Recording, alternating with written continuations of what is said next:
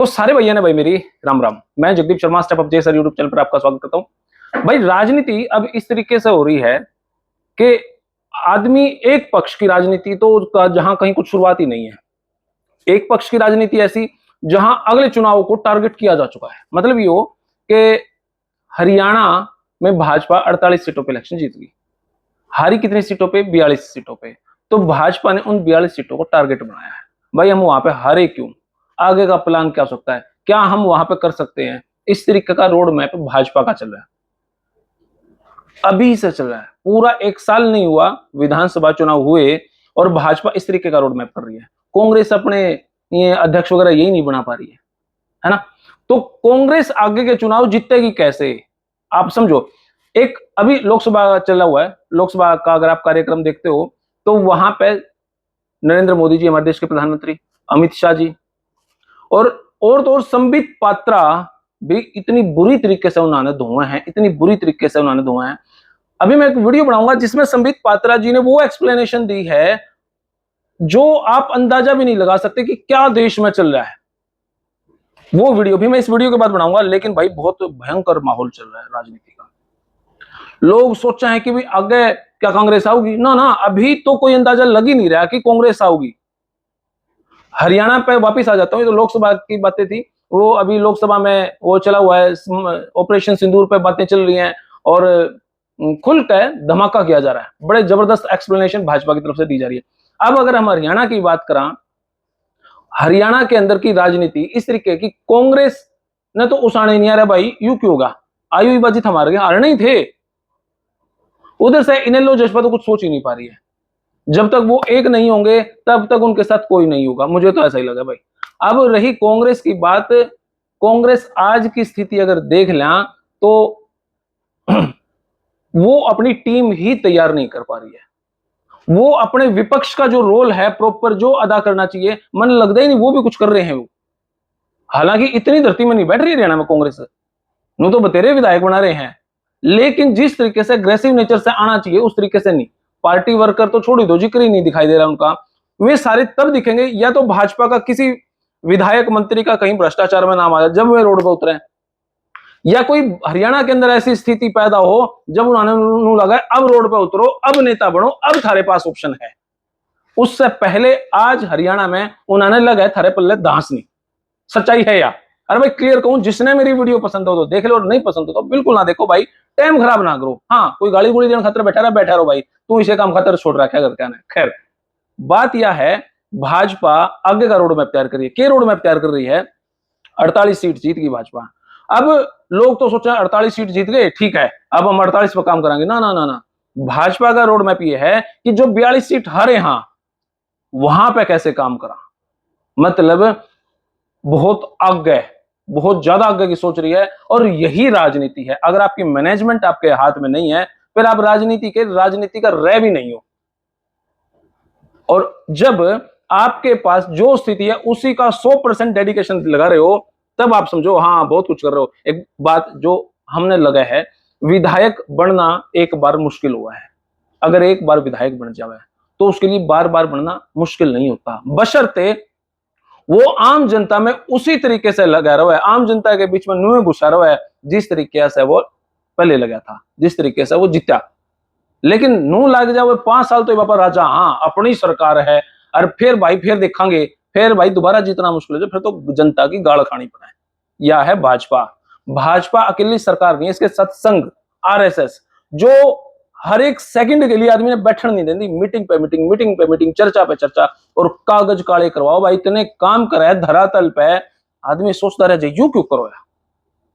तो जो सीट 42 भाजपा हारी है, अपने 48 विधायकों को ड्यूटी दी गई है या बड़े नेताओं को ड्यूटी दी गई है, उन 42 सीटा पर जाओ, वहां पे वर्करों से मिलो, जनप्रतिनिधियों से मिलो और उनकी समस्या पूछो भी क्या चल रहा है और उस पर काम करो।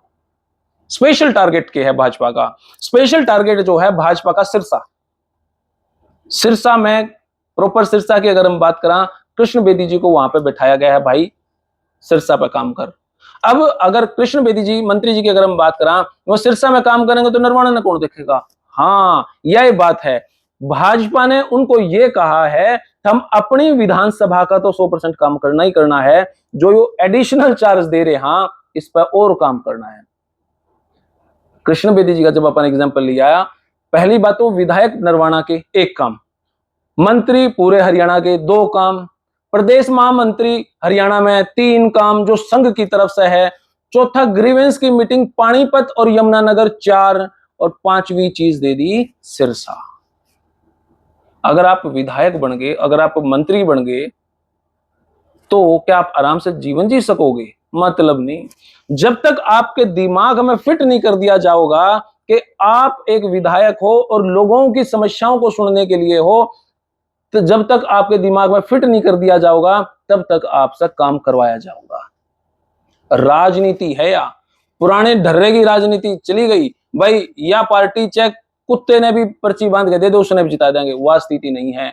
काम करोगे तो जीतोगे और नहीं करोगे तो भाजपा है या आज मुख्यमंत्री कोई और, कल मुख्यमंत्री कोई और, परसों अध्यक्ष कोई और, तरसों कुछ और।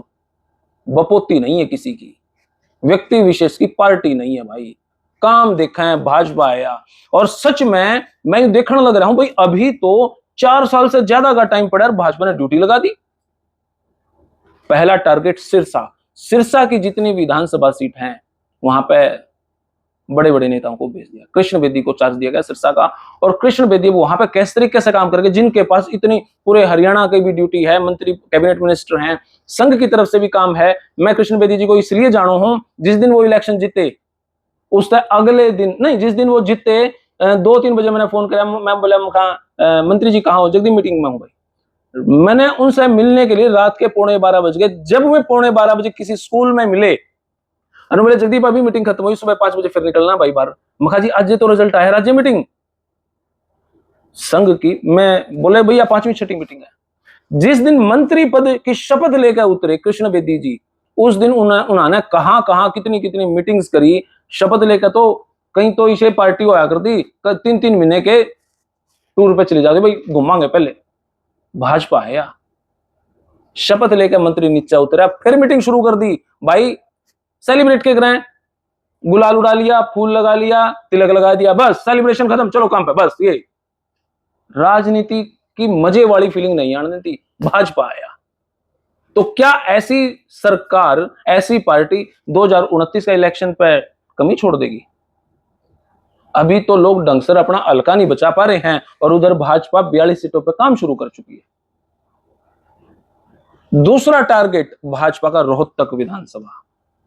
रोहतक में जो प्रॉपर हुड्डा साहब की जो गढ़ किलोई है, उस विधानसभा पे डॉक्टर अरविंद शर्मा को ड्यूटी दे दी भाई, वहां पे काम करो, वहां पे जनप्रतिनिधियों से मिलो, वहां पे हमारे वर्करों से मिलो। अब की बार वर्करों की पूछ होगी भाई भाजपा के अंदर। ऐसा नहीं कि पहले नहीं हुई, लेकिन वे सिफारिशों वाले काम नहीं हुए। अब वर्करों से पूछ पूछ के काम किया जाएगा, जहां तक मेरे पास, जहां तक मैंने लगा है। तो भाई जब इस स्तर पर भाजपा काम कर रही है, आज से काम कर रही है, उन मिंडका का क्या होगा, उन पार्टी के मिंडका का क्या होगा जो उन्होंने सोचा है जब इलेक्शन आओगा ना 2029 का, तो 27 के बीच सीख में निकलेंगे काम करने, फिर देखेंगे। या उन मिंडकों का क्या होगा, भाजपा की में गलती करे तब हम बाहर ना आवा और फिर टर टर टर टर कर दे हंडा। मतलब ही नहीं है। अगर कांग्रेस ने कुछ करना है, अपना संगठन तैयार करो, अपनी मेहनत के दम पे और बलबूते पे पूरी ताकत लगाओ। जब तक आप जनता के दिल में नहीं बसोगे, समीकरण धरे धराए रह जाएंगे। 1% चांस नहीं है कि कांग्रेस का कोई नाम लेवा भी मिल जाए। 2-3 विधायक तो आप जाने हो भाजपा के लिए राम राम करें जो, बाकी कितने आपने लग गए हैं। आज की स्थिति में जब यूं लगा था कि कांग्रेस तो कभी हारेगी ही नहीं, अब की बार तो कांग्रेस आ ही जाओगी, और उससे भी बड़ी हार से कांग्रेस हारी, और भाजपा 2014 की जीत से भी बड़ी जीत पे अब की बार जीती है।